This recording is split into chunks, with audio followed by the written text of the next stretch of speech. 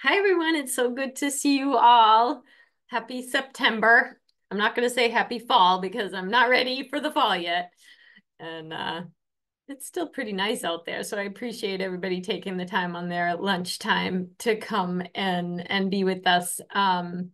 This is such an exciting time of the year, actually, even though it seems like, the budget isn't in process and we're not in hearings, but it's the time that we're really beginning to look at, how are we going to prepare for the next session and what are our top priorities and how do we make sure that we're really getting the feedback of the community and understanding what issues are on everyone's top priority list.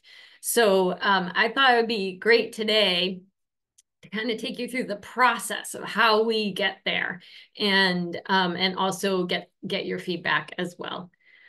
But before I do that, I wanted to first just thank everybody for their incredible support around the recent announcement of my change in position to CEO.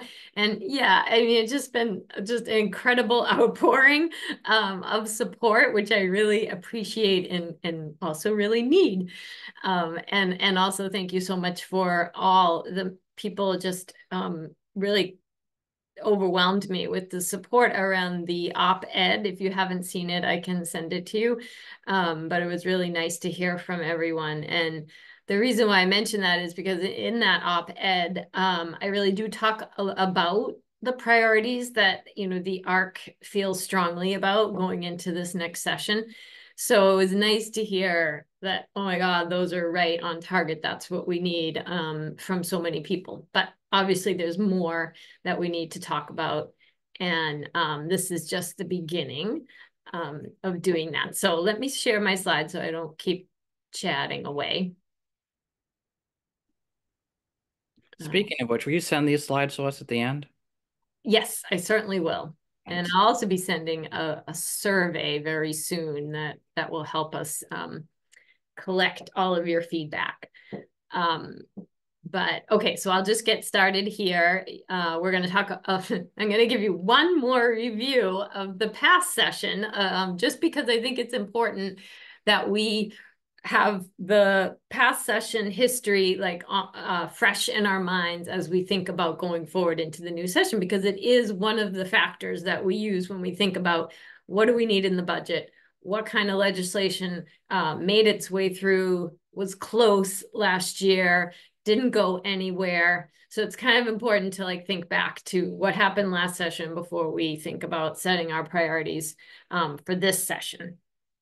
But that said, today I also really want to take some time to introduce our new Director of Government Affairs and Strategic Partnerships, which you may have seen just come out on the ARC's social media today, and that's Nora Bent. And I'll give her a minute to introduce herself in a second. But I also have another team, well, we have our whole team on today, except I don't think Charlie's on. So we'll take a minute to just say hello. And then, as I said, we're going to talk through where we are right now, which is in the informal session, and what's priority. And then how do we prepare for the next session, and then really get your feedback. And also what we really want you to do is once we send out this sort of broad community survey, share it with your networks as much as possible so we can get really the broadest amount of feedback back to us as we look to prioritize our budget and legislation. So, okay, without further ado, I'm going to turn it over to Nora, and I'll just leave the picture up of you, Nora, and you can talk. Hi, everyone. It's good it's a recent picture of me so Yeah. that I don't look like I'm pretending to be someone I'm not. Nice to see all of you. I think I've met some of you on Zooms and emails previously, but for those I haven't, I'm looking forward to getting to know you. So my name is Nora Bent. I am on a whopping day 3 of my time here at the ARC, so still kind of getting my head around the work. But I'm coming from the State House. I served for just about 4 years as the executive director of the Caucus of Women Legislators. So working on a different policy area, but with 62 of our amazing women legislators in the state. And I have previous background in working in policy for Rep. Christine Barber, who I know is a champion of the ARC's work, as well as some past work in municipal government and political campaigns. And I've always really been focused on equity and how we can make government work a little bit better for people who are marginalized or need a little bit of extra assistance. So really excited to be here. Glad to be working with Maura, Jose, Kevin, Charlie, and hope to get to know all of you in the coming weeks. So great. Thank you so much, Nora. We're so excited to have you and to have your expertise from the State House. And your energy is really high, matching all of ours. And yeah, I think you're going to be a great addition. So I know it's a little overwhelming right now. But I did think I'll just give you guys sort of an idea. I don't know if everybody knows, but this is sort of the setup of our government affairs team right now. And we're lucky this year we have an intern. His name is Kevin Chavez. I don't know why I have a period after your name there, sorry. He's a senior at Lesley University in political science. And I don't know, Kevin, is your, you can just say hello if your screen is on. I don't see you. Yeah. Hi everyone. My name is Kevin Chavez. I'm looking forward to interning in government affairs and working alongside with all of you. So thank you for having me. Great. Thanks, Kevin.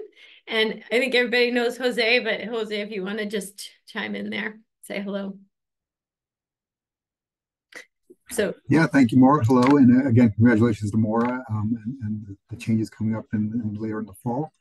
And very much looking forward to working with Nora and meeting all the needs of our advocates. Thanks, Jose. I think everybody knows Jose, and he's been getting us through the last session and been a really great resource on all legislation and budget issues. So he'll continue to be that person, that great contact.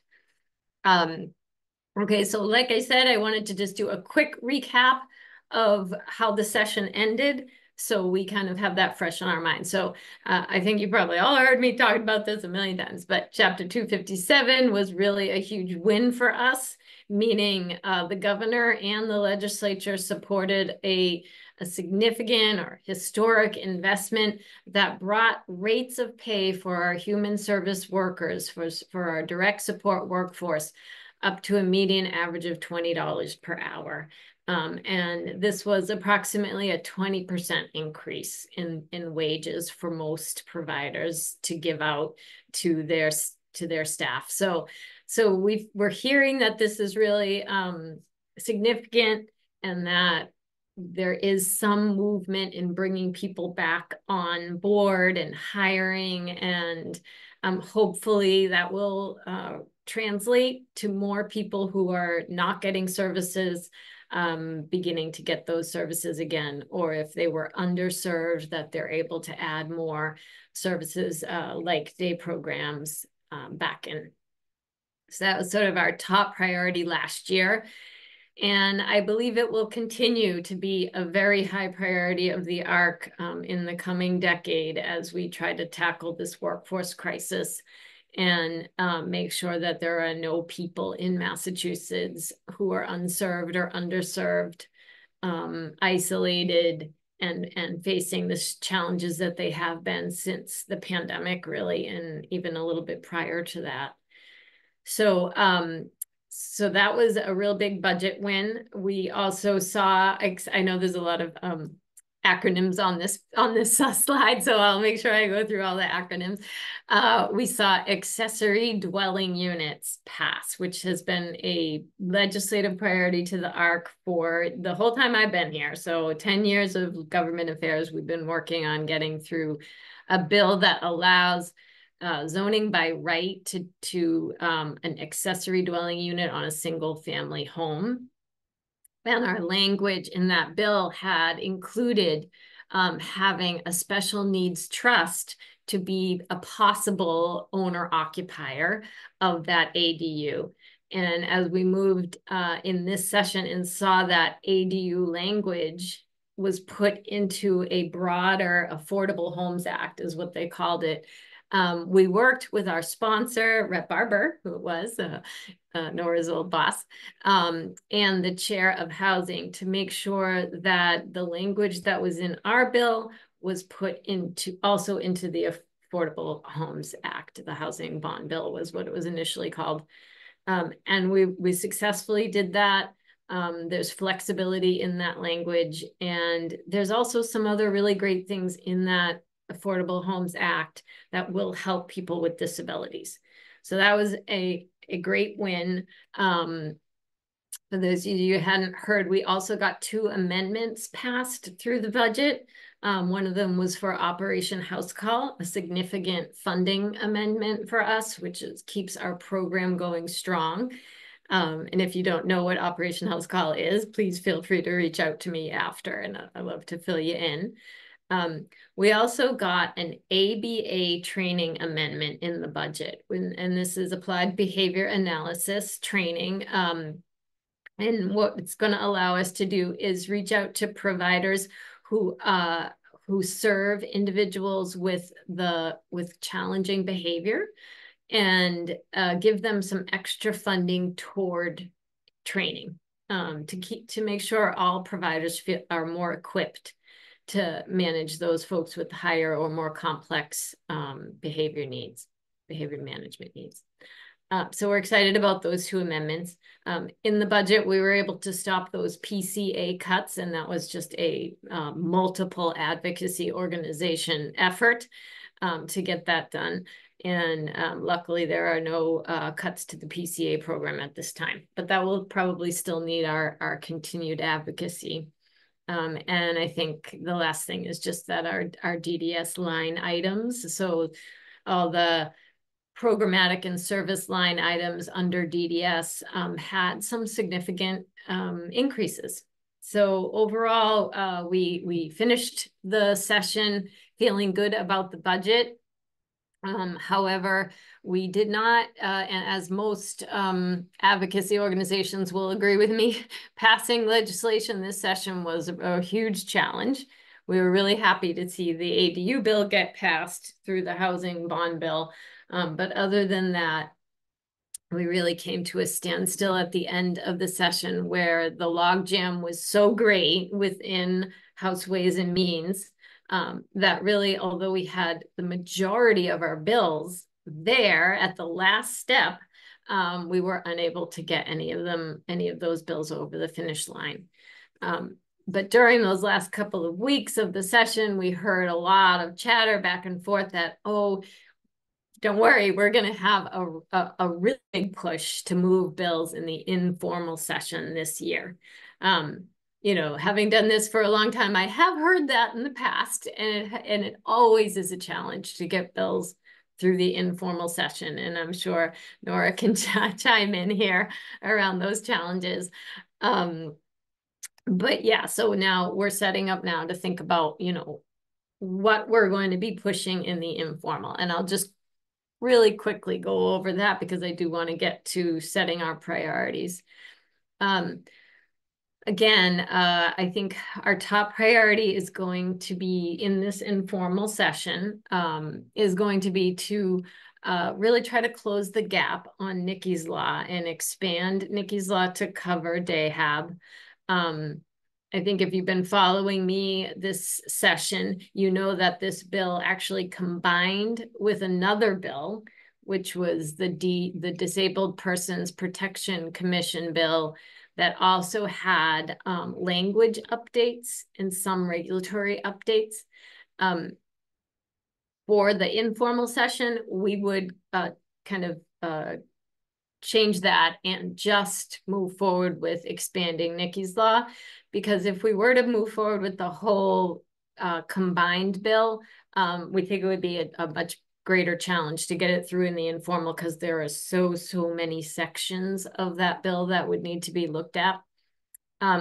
So that's the plan, that we're going to be pushing that. So, you will see some action alerts coming out on that bill and on supported decision-making. And if you were on my last webinar, you probably heard me crying about the roller coaster that was supported decision-making at the end of the session. I mean, it was all good news because, you know, up until the very end of the session, we thought maybe the bill was just not going to move out of committee at all. And that was due to the fact that there were some language changes that were very important to the committee to make to this bill.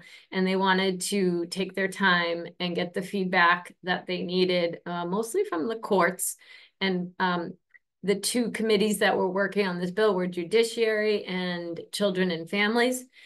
And right near the end of session, they came together, they had an agreement on the language. They quickly passed it by our coalition, our Massachusetts Supported Decision-Making Coalition, in literally just enough time to try to push it over before the end of session.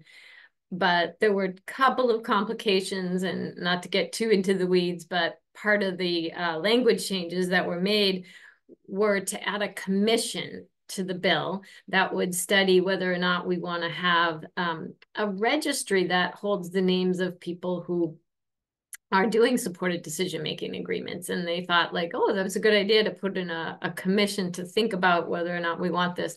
Well, when you add a commission to legislation, it has to go through a whole nother committee, which is the Rules Committee.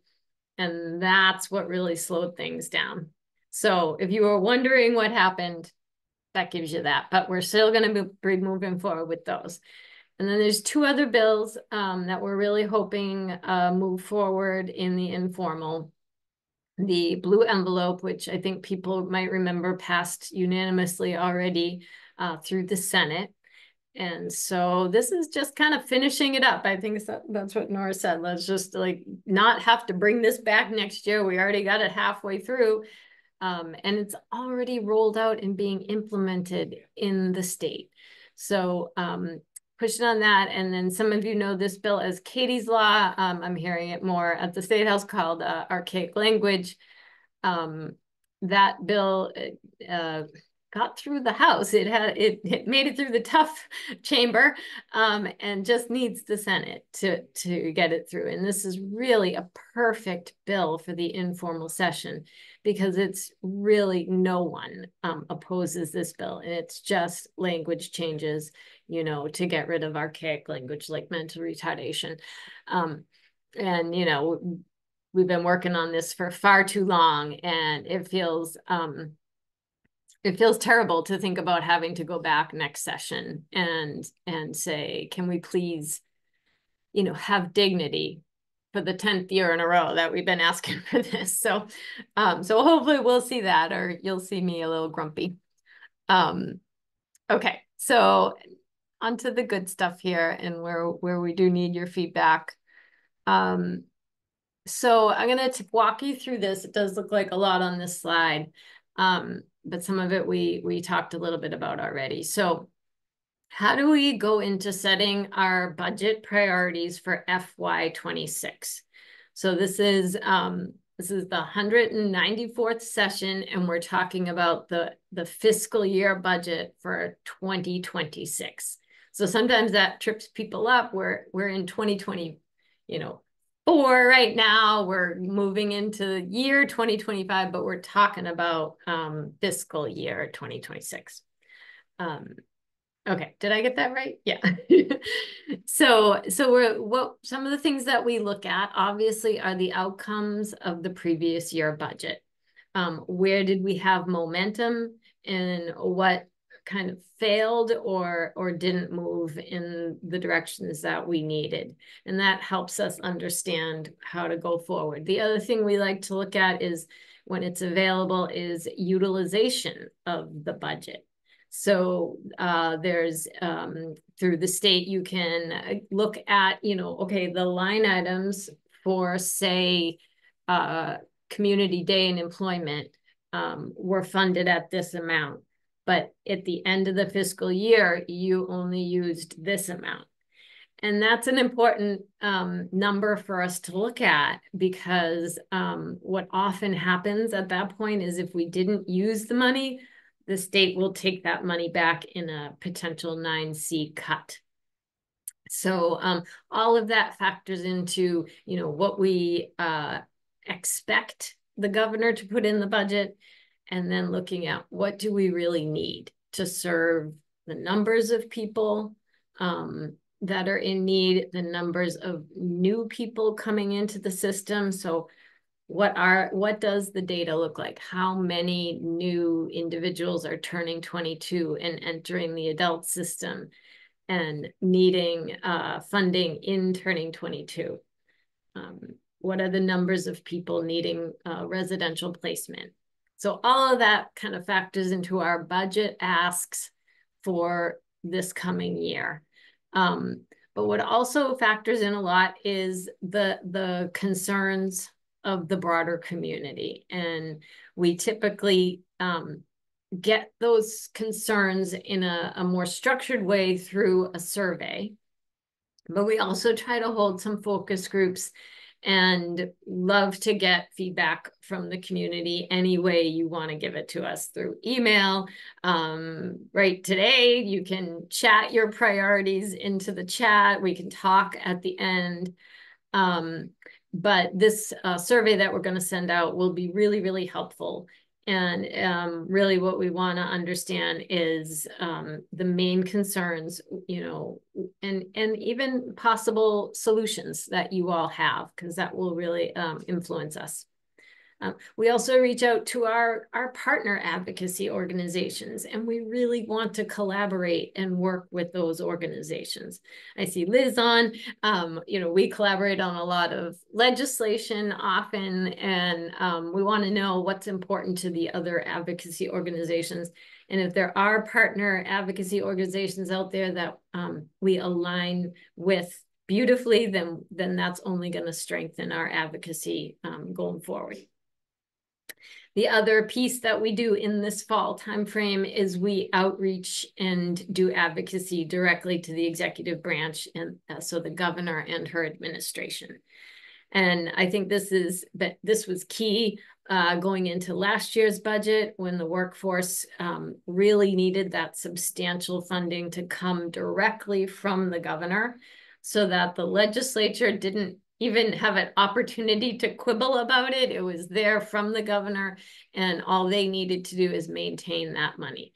So that's what we're hoping to do again this year, is get to the governor, thank her, of course, for the increases in last year's budget, but also to say, here's what we still need, and to really help her understand the struggles that are still happening with people who are underserved or unserved, the quality in some of the programs. And, we talked a little bit about this earlier in our GA meeting, how does increasing the rates of pay help with quality? Well, it can help with more training.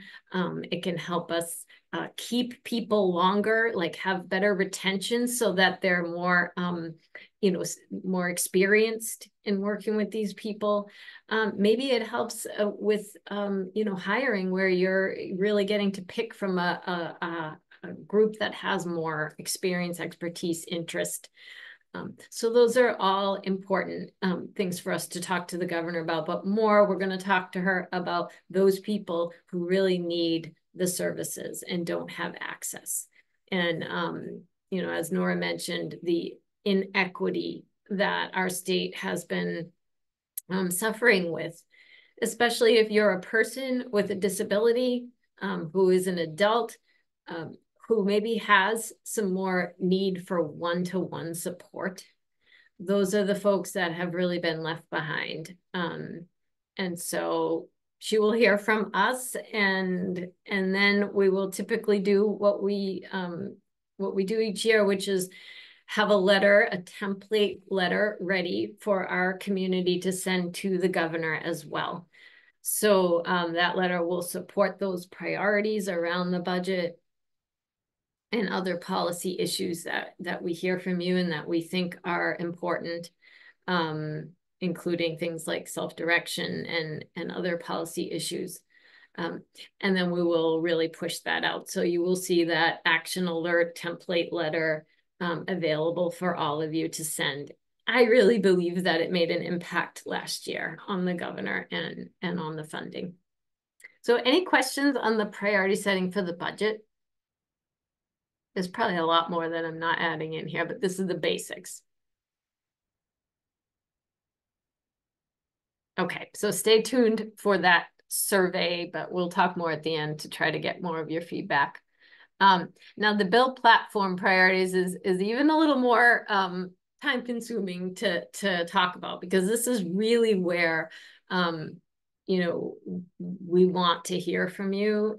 Today in our meeting, again, we were talking about how our platform hasn't really included a bill that directly affects employment for people with disabilities. And this was a big, important area for the ARC and still is. But given the workforce crisis over the last few years, we've kind of, we haven't been pushing that as much. So, that's on my mind. Like maybe we need to come back to a bill that will help with employment and maybe incentives for employers or job coaches or some way to bring that in. But there's no bill like that right now that I know of. But anyway, so for deciding our bill platform priorities, again, we need to look at, what happened this year. And I went over that a little bit around what was left over in the informal session. But we had a lot of other bills that, we need to look at. We need to think, what happened to these bills? They had a lot of support from the community. The hearings, what happened in the hearings? Did they go well? Did we get pushback from legislators? Was there opposition involved? And really look at each bill to decide what happened last session and where the status of that bill is now. For example, our workforce bill that we came out of the gate beginning of last session as our top priority. We really did put a lot of time, effort, energy into that bill, and we saw that reflected by the community as well, with over 50 people showing up for the hearing, and across the state, we had so much support. That bill didn't actually get even voted out of committee. So that bill went to study, which, we have. That's a pretty big signal that that maybe we probably should relook at that legislation for this session. And one of the first things we'll be doing is having a meeting with the chairs of that committee that sent the bill to study to find out why. And although we know a little bit of why, we want to really dig down and figure that out. Because we certainly don't want to waste people's time on advocacy. If we're going down the wrong path and the legislature is not in favor of it, we're going to just hit a brick wall. Right? So that communication is important. I know some people were really hoping for the bill that would allow parents to be paid caregivers as PCAs and AFC providers. And the same thing kind of happened with that bill. It did pass out of its initial committee. It went to healthcare finance, and that's where it was sent to study. We know that was completely a financial decision, looking at the cost of that, potential cost of that bill. But again, we're going to be sitting down with the committee, Jose setting up those meetings. We're going to find out just exactly what stopped them from moving that bill forward. And then our survey will go out to all of you, and you'll be able to really just rank by your own priority all of our bills that we're considering refiling, and also tell us what's missing. What are we missing on this platform? What do we have on this platform that you've seen on there for 10 years and you don't know why you were ask us those questions. It'll be open-ended comment boxes. And we're going to look through all of these, and I hope Kevin's going to help us sort through some of this information. We're also going to look at our action alert data.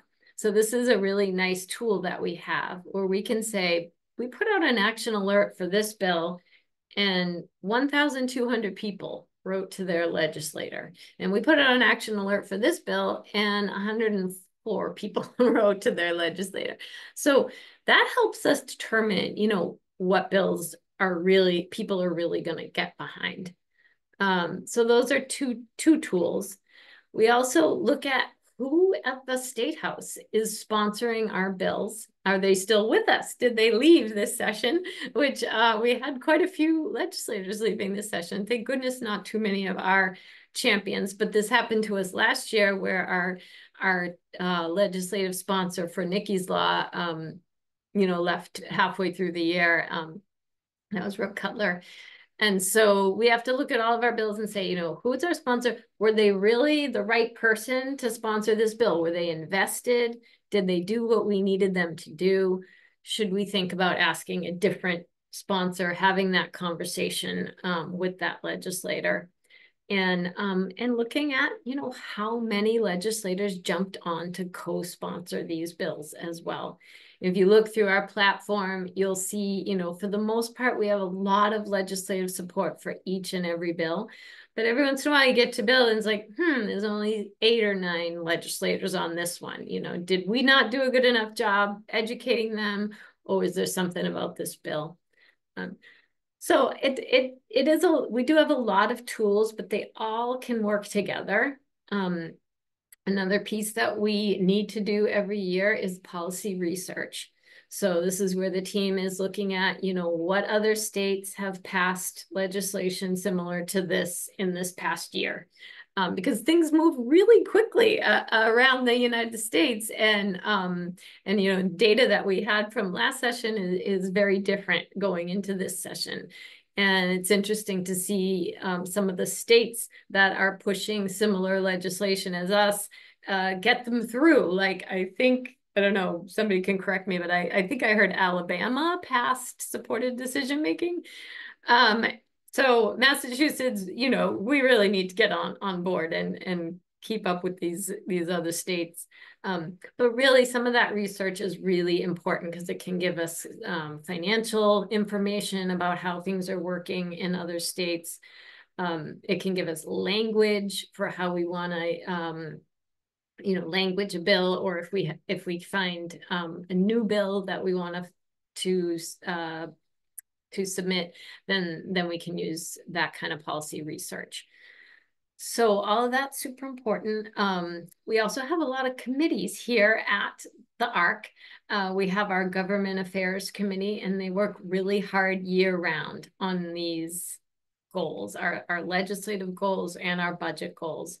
We have what we call breakout groups from the Government Affairs Committee, and they focus on specific areas. So their input is really important to us because they've kind of been involved all along, and they've got feelers out in the community. They have personal experience, professional experience. They are key people in decision making for the ARC. And then and we also have Advocates for Autism as a really important partner here. And in the end, our steering committee is the one that looks at all of this information that we compile and really helps us make those final decisions around where do our priorities land.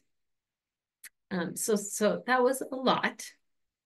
Any questions on this piece of how we come to our bill platform priorities? And anyone from my team jump in if I missed something or you just want to add. I can't see the chat, so let me know. Okay, I sort of feel like that silence is like maybe I overwhelmed with a lot of information. But I'll stop my share in a minute and we can talk more comfortably about it. I did want to let you know, like, the fall is going to fly right by. And so gathering all of this information, meeting with the executive branch, checking in with our legislators, you know, understanding what happened last session, doing our research. Oh, that's important because once January begins, we're kind of like off to the races. And it's a new session, which means this is the session that we file new bills. And also we have new legislators. So if you didn't hear, just earlier in the week, there were local elections. So there'll be new legislators coming in, and we run something called a new legislator orientation in January, where we bring all of these new legislators, usually like between 15 and 20. Do we have any idea the number this year, you guys? Around that time amount? Or yeah. Probably around there. Okay, great. And we're really successful in tracking them down because we actually write to them in their home addresses before they come on as legislators, and we kind of hook into them then, and then we set up a time to really connect with them, educate them, let them know the ARC is the place to come for questions that they can't answer that come in from their constituents, and for information about IDD policy. And that we need them to help us advocate and be champions. So that's a great day. We usually bring in a champion rep and senator to also talk to them and ask those people to be mentors, to like pull those folks along and bring them into the disability policy world as champions. And we're pretty successful. Charlie Fisk actually does a great job, like reaching out and getting as many people there as possible. We usually get all of them. So that's a great event. And then I think it's by the third week in January that all of our bills need to be filed. So that means any new bills need to be written. Any language changes need to be finalized. We need to know who is going to sponsor our bills on both the Senate and the House side. And then after that, kind of again, off to the races to say, okay, the bill was filed. Let's get as many reps and senators on board as co-sponsors as possible. And although you can keep getting co-sponsors throughout the session, for us, it works well to kind of get them all on board as soon as possible as we move into the bills getting assigned to their committees and hearings beginning. We want to be able to go into those hearings saying, you know, we have a lot of legislative support, and maybe even some of those legislators that are on the committee that will hear about the bill will already be co-sponsors and already be on board with the bill. So that's a lot of information also. But then also the very end of January comes the budget release from the governor. So here what we typically do, hopefully we have some knowledge and some idea of what's going to come out in the budget, but typically, you know, we're ready for anything. The budget comes out, we spend some time analyzing it, thinking about what our goals were and where the budget lands. And then we come up with our budget needs or our ask from the ARC. And really the next 6 months becomes advocacy around those budget asks. Our events typically focus on what were those budget asks and how can we ensure the House, the Senate, and then the conference committee all do the best they can do to support those asks. So I know that was a lot, so I'm going to stop my share. All right, let me see. I do see a question. Oh, that's just the AI. Okay. So any questions on anything that we talked about around the budget, how we prepare for that, the bill platform, or did anyone just want to unmute and talk about some priorities or anything that I didn't mention? Yeah. Oh, Kevin, go ahead.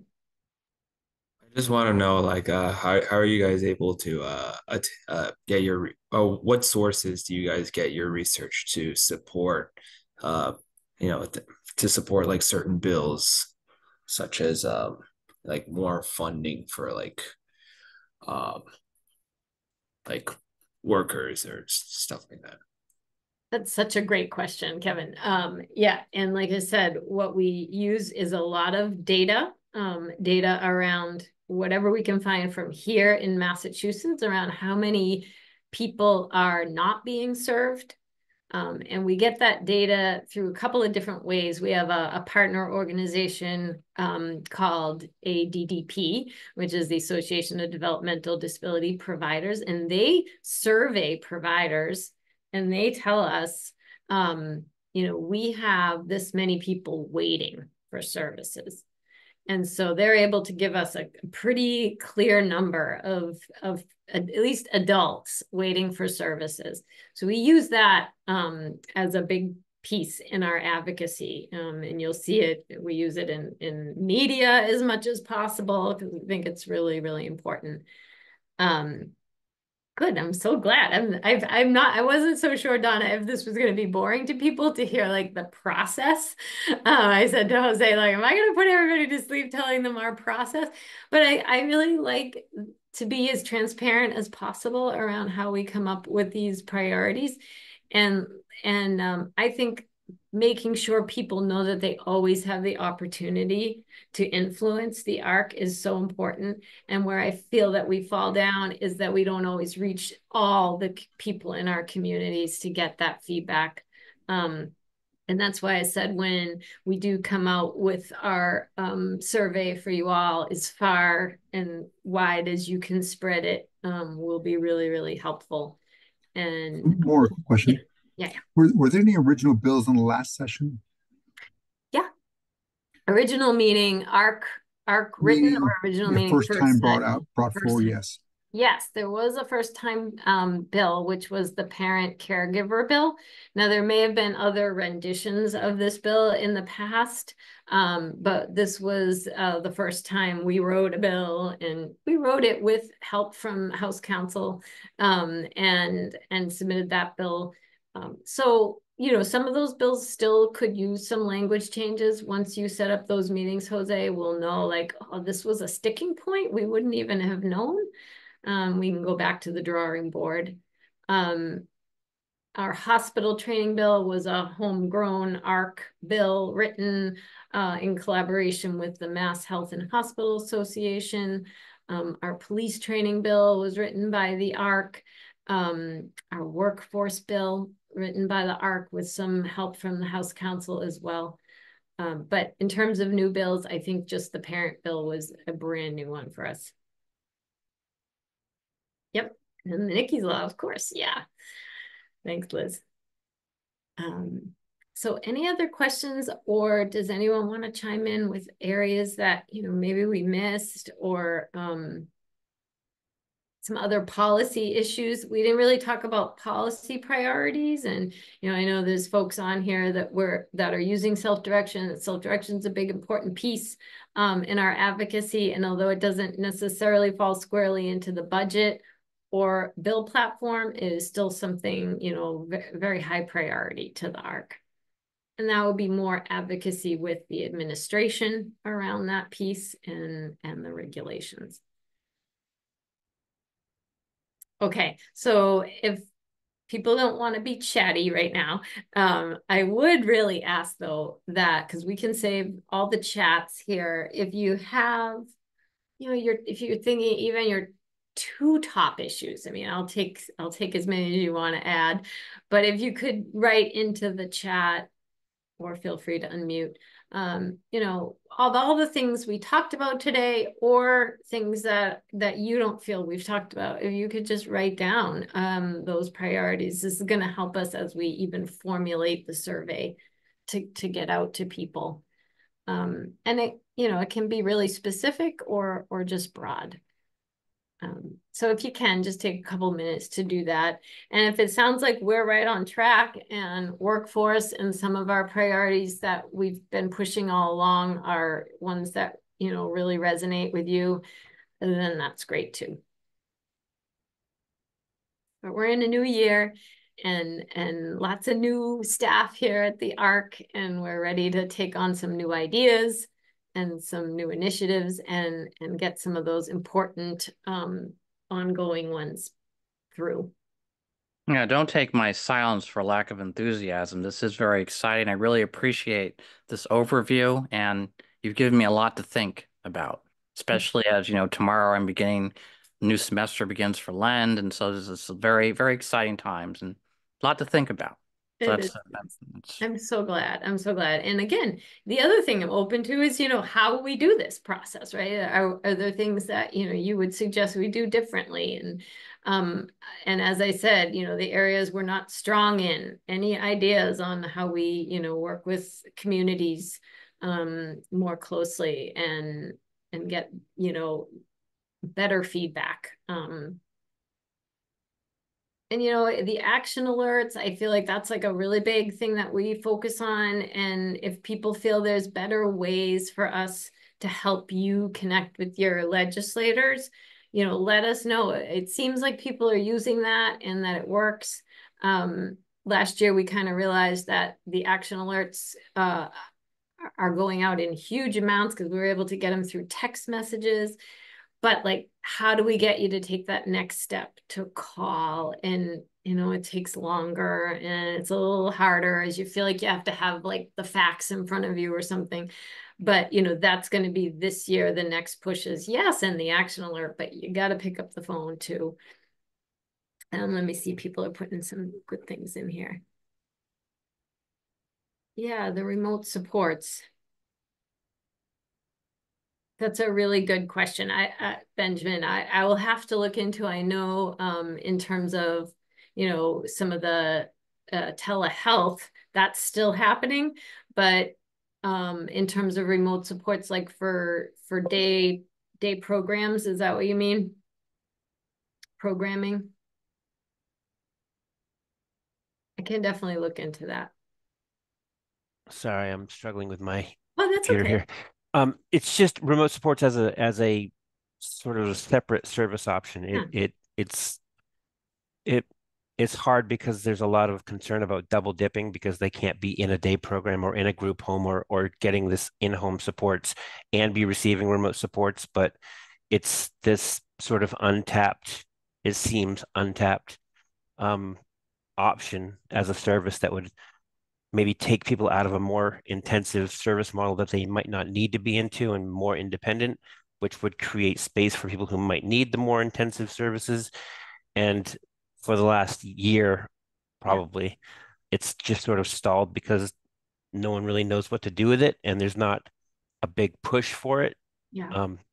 So just having the conversation. So I'm just wondering if that's if that's coming up anywhere, if it's a priority anywhere. Yes, absolutely. I wasn't quite sure what you meant by remote supports, but I know it is a priority to the administration right now. DDS is working on a pilot program where they are using remote supports more. But I'm glad you brought that up because I want to look at how we're supporting that in a broader way. But I do know it's a very big piece of their intensive home supports, like their res at home pilot.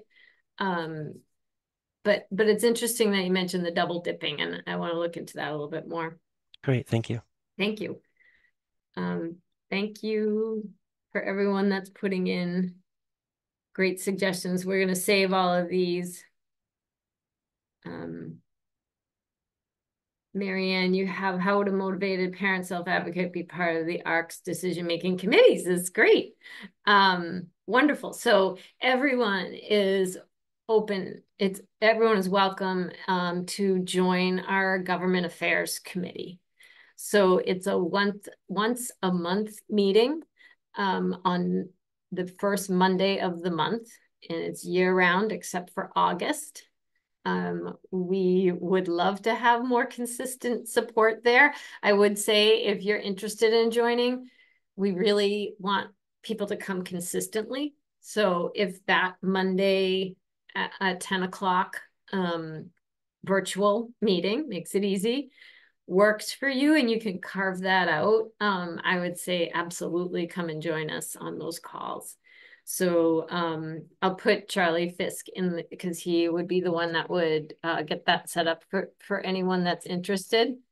And it is kind of like the place. Oh, the place where, you might hear things first from the ARC and again, really get involved.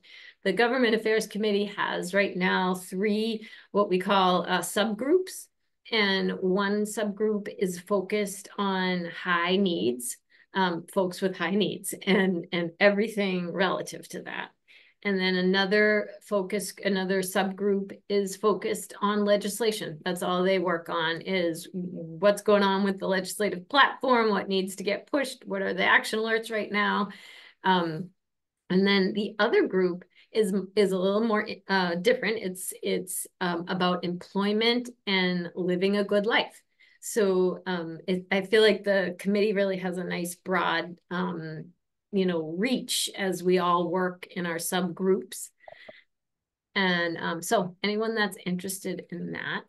And did anyone have a question mixed in here that I missed?